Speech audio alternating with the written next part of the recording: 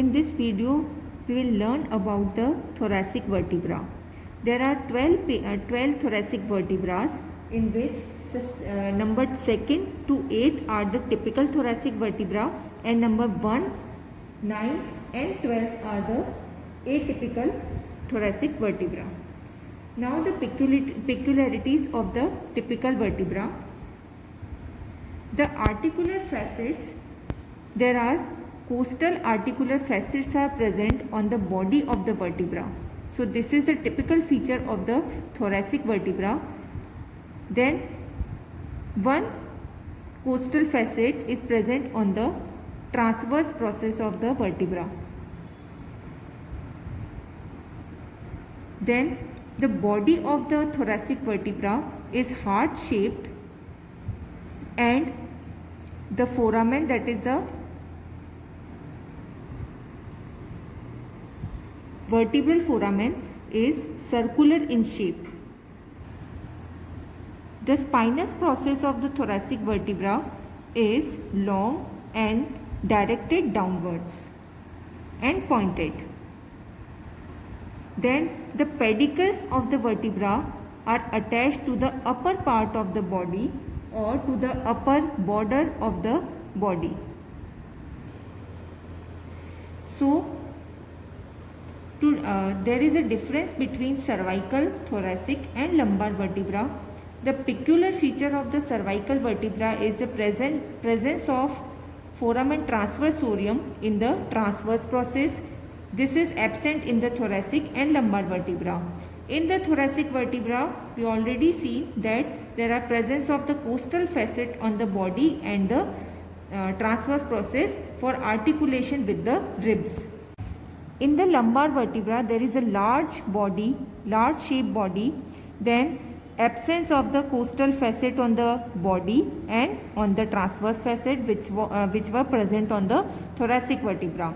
Then the difference in the spine, that in the cervical vertebra there is a bifid spine, then in the thoracic vertebra it is pointed downward and elongated spine, and in the lumbar vertebra there is a spine which is quadrilateral in shape. Now the body of the typical thoracic vertebra. It is heart shaped and the antero-posterior diameter is almost equal to the transverse diameter. Then on each side the body, on each side of the body there are two costal facets are present. One is the upper facet and the lower facet. The superior costal facet or the upper one is the larger in shape, and it will articulate with the corresponding rib. Then the inferior costal facet, it is smaller and it is placed just on the lower border of body and just in front of the inferior vertebral notch. The anterior surface of the body of vertebra, it will provide attachment to the anterior longitudinal ligament, and the posterior surface or the posterior, this part is having the attachment of posterior longitudinal ligament. Then the posterior surface of this body is marked by the numerous vertebral foramina, and it attached to the upper and lower border of the posterior surface of body. Now the vertebral arch. This is the vertebral arch and it is consist of the pedicles, then superior articular facet, the transverse process, the inferior articular facet, the lamina on each side, and the spine. So first we'll discuss the pedicles. These are pedicles and they are directed backward and laterally, but they do not diverge, so they will make the vertebral foramen circular in shape. Then the lamina, these are lamina. They overlap each other from above downward, and the ligamenta flava are attached on it, on the upper border and the lower border of the anterior surface. The deep muscles of the neck are also attached to the posterior surfaces of the lamina. Now superior articular surfaces, facets or processes. The superior articular processes are flat surfaces which are located on the superior aspect of the junction of pedicle and the lamina, and these facets, the superior articular facet, directed backward and slightly laterally. Now the inferior articular facets, these are the inferior articular facets.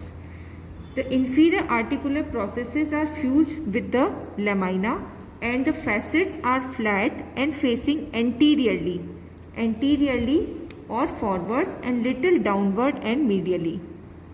So the superior articular facets are directed backward and the inferior articular facets are directed forwards. Now the transverse processes. The transverse processes are, they project backward and laterally from the junction of pedicle and lamina between the superior and the inferior articular processes. There is one facet is present on the transverse process and it will articulate with the numerically corresponding rib, which is the tubercle is present on the rib, which will articulate from this facet. The tip of the transverse process, it will provide the attachment to the lateral costotransverse ligament. The anterior surface medial to the facet, this surface is receive attachment of the inferior costotransverse ligament, and the superior costotransverse ligament is attached to the lower border of the transverse process. Now the spine of the thoracic vertebra, it is long, pointed and directed downward. The thoracic spine provide attachment to some structure which is trapezius muscle, latissimus dorsi muscle, rhomboidus major and minor muscle, interspinous and supraspinous ligaments, serratus posterior, superior and inferior muscle, and the all deep muscles of the neck.